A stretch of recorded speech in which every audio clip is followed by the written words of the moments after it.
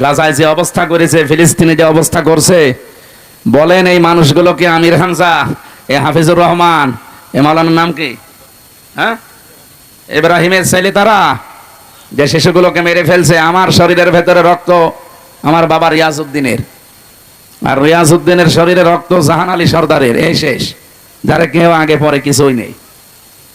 অথচ ফিলিস্তিনে, গাজা, এই সমস্ত ছেলে মেয়েদের শরীরে রক্ত সুলাইমান আলাইহিস সালামের, দাউদ আলাইহিস সালামের, মুসা আলাইহিস সালামের। আপনি টের পাচ্ছেন কি বলছি? গোলাপের পাপড়ির মতো এই ছোট্ট ছোট্ট বাচ্চাগুলোকে দুনিয়া থেকে বিদায় করে দিচ্ছে এই শয়তানগুলো। আবার মানবতার কথা বলে এরা। এই জন্য যারা বানিয়েছে, এগুলো তো এমনি বানায়নি, অনেক কিছু চিন্তা ভাবনা করে কার দ্বারা মানবতার ক্ষতি বেশি হয় এগুলো দেখে তারপরে তালিকা বানিয়েছে।